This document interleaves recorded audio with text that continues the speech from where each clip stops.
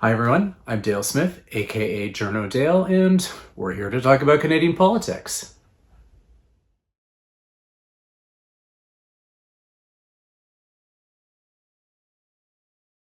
All right, I'm here with Dr. Jared Wesley from the University of Alberta. He's written a really interesting piece on how Western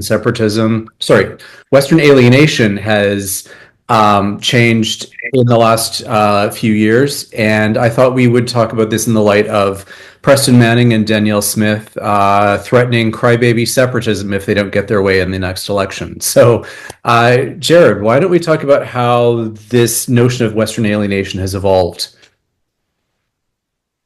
Yeah, I mean, Western alienation itself has evolved quite a bit over the last 2 or 3 decades.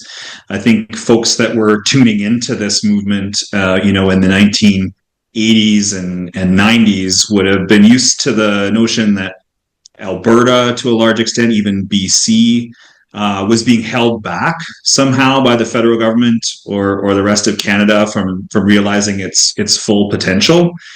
Over the last 20 years or so, though, that sentiment has started to shift a bit, both at the grassroots level, but definitely at the elite level, from a sense of being held back to one of being left behind, Right. or falling behind.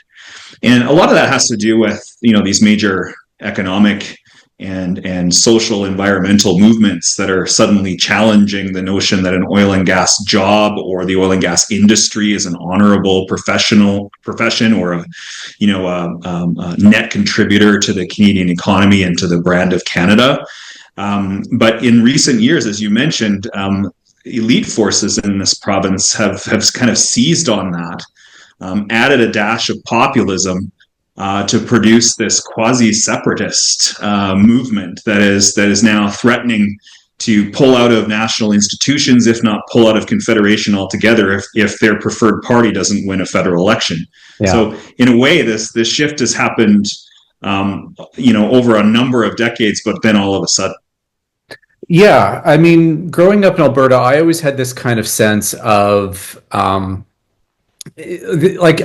equate it to the linguistic zombie virus in Pontypool. Like all you would have to say is the name Trudeau, and people's brains would shut off and they'd start foaming at the mouths and give these horror stories about what happened in the early 1980s, without necessarily understanding that the global oil price crashed around the same time, and it wasn't a whole cause and effect issue.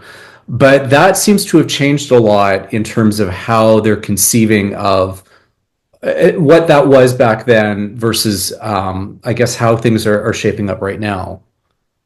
Yeah, I mean, the common thread, there are a couple. One is that the name Trudeau is become synonymous with Laurentian elite, right? And Hmm. it's hard to picture somebody who's not more Eastern Canadian or Central Canadian dominant than Pierre Trudeau, let alone his son, right? Yeah. But the other combining factor here is that the oil and gas industry has really embedded itself as part of the provincial identity. So we study political culture in our Common Ground lab here at the U of A, and what we found is that when most people think of what it means to be Albertan, when they picture a typical Albertan, they're more likely to draw somebody who works in the oil fields, or maybe a cowboy or a farmer, than they Mhm. are to draw the most typical professionals or in the province, which tend to come from white collar jobs.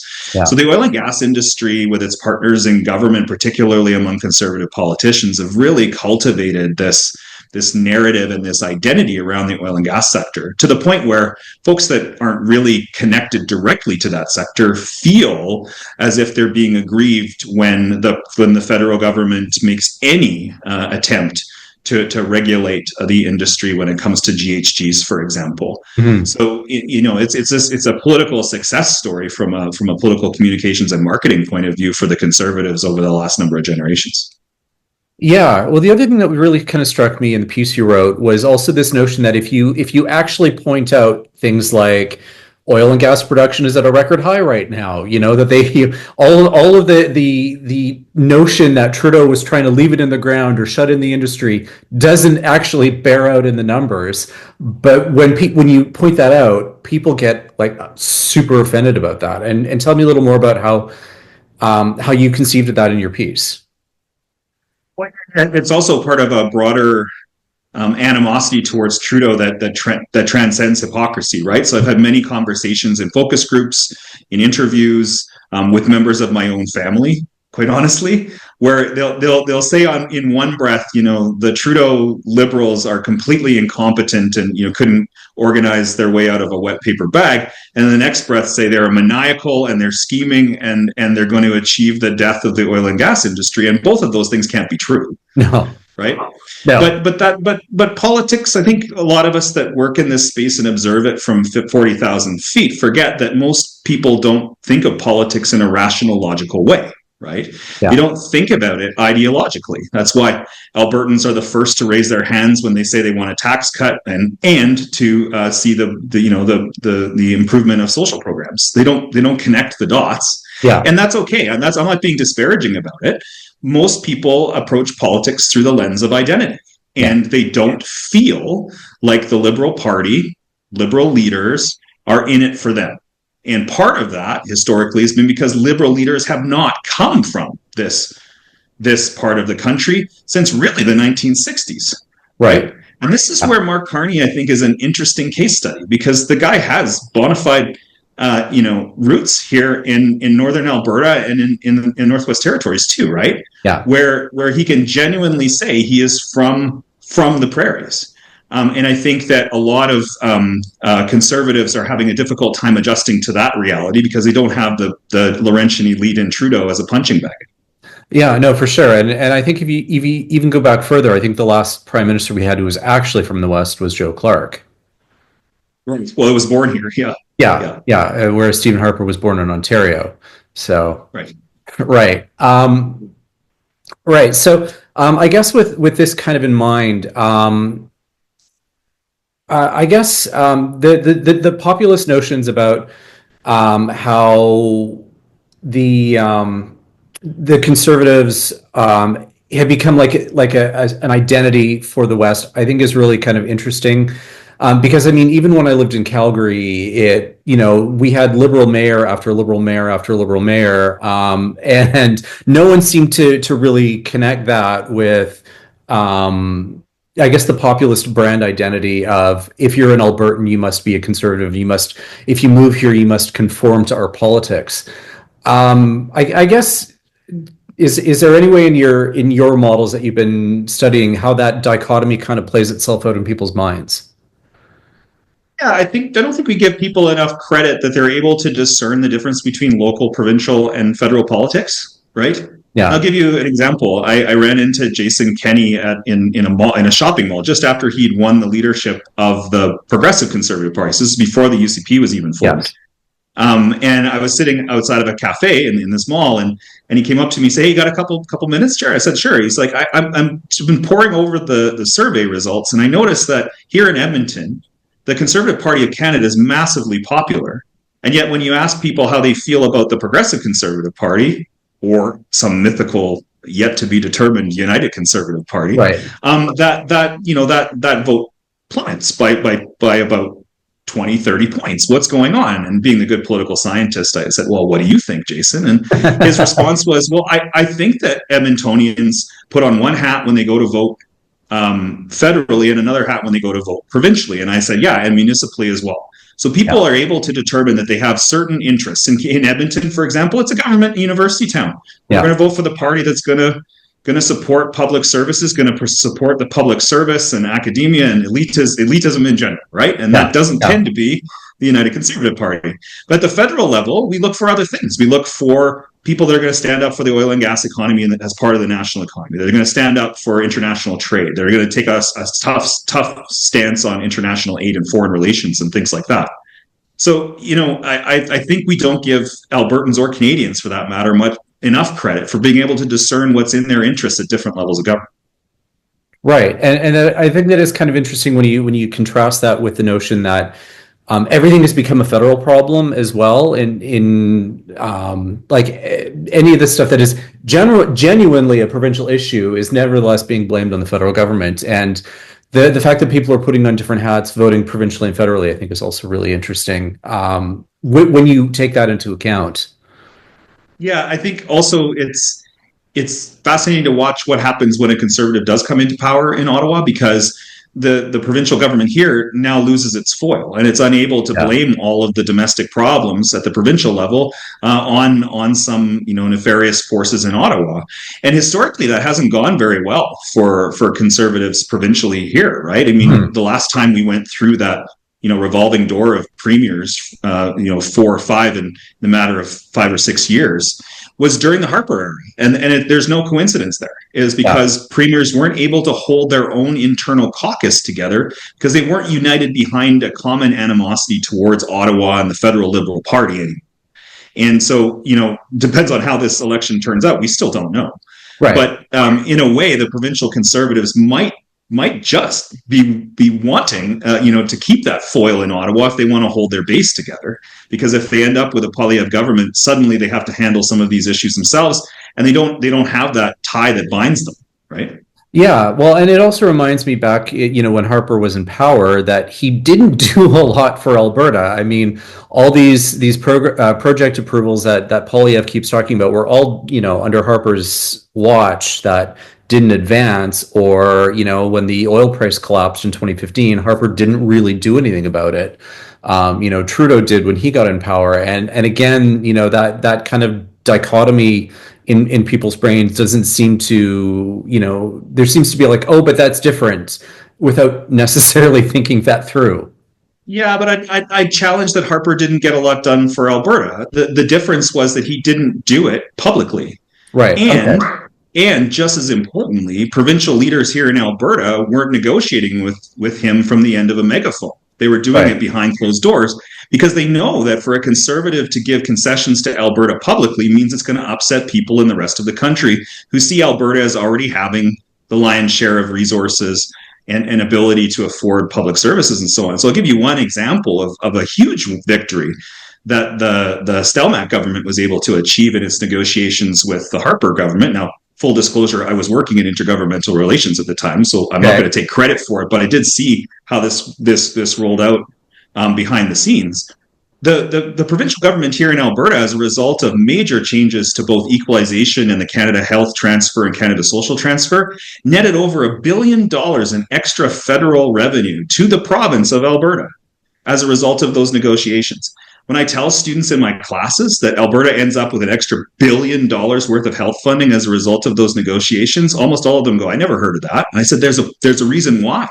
Yeah, it's because all of that stuff gets done behind closed doors. Same thing with the sale of, the purchase of the TMX pipeline with Notley, right? I mean, that's not something you can do out in front of the cameras, or something you can do by issuing a set of 9 demands. That's not the way that intergovernmental relations work when you are recognized as the economic leader in the country. Yeah. So that's a real problem, I think, that Alberta conservatives have right now, is that they can't resist the notion to step behind a podium and issue demands or call out the federal government or the rest of Canada, when that's exactly in the opposite of their best interests. Yeah.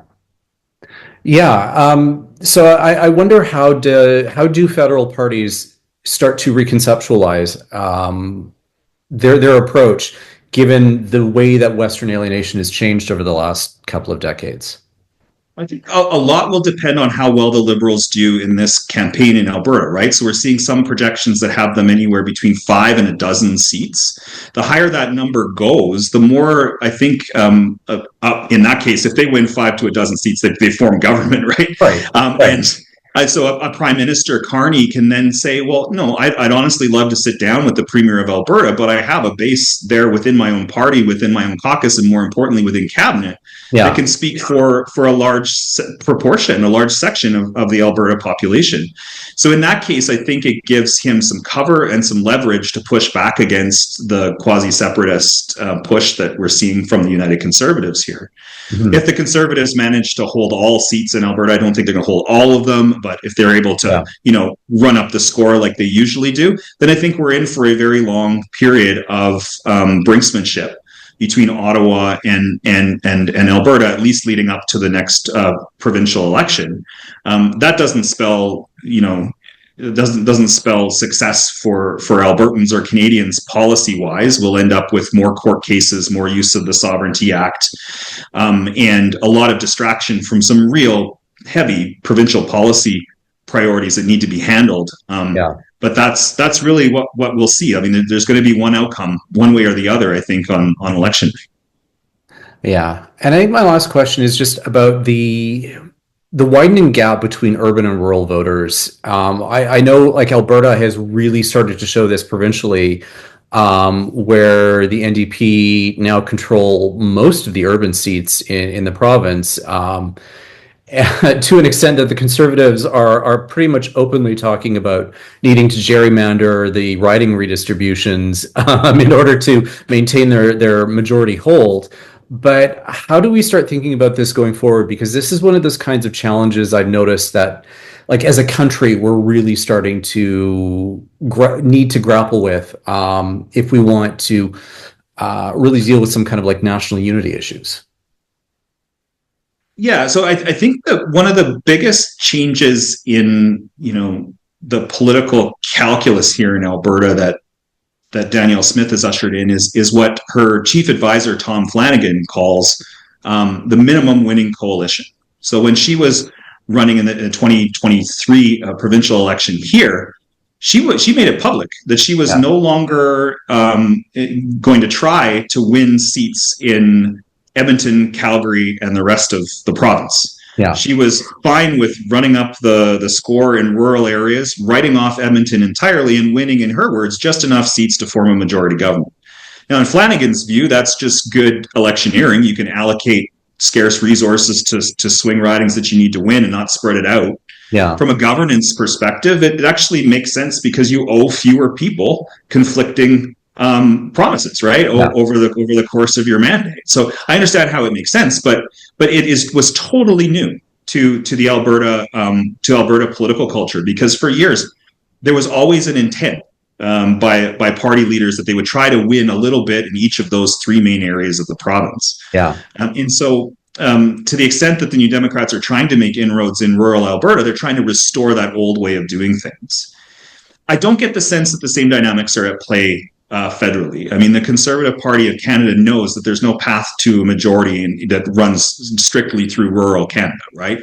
They know that they have to win suburbs at least, if not some major urban ridings in order to do that. So I'm not as worried about the urban-rural split necessarily at the federal level. However, if we see ourselves locked into this, the Liberals have the cities and the Conservatives have the rural areas, it almost becomes a vicious cycle, because these parties are unable then to break out of that brand where they're seen as being either urban and rural, and we see a lot of distrust across party lines.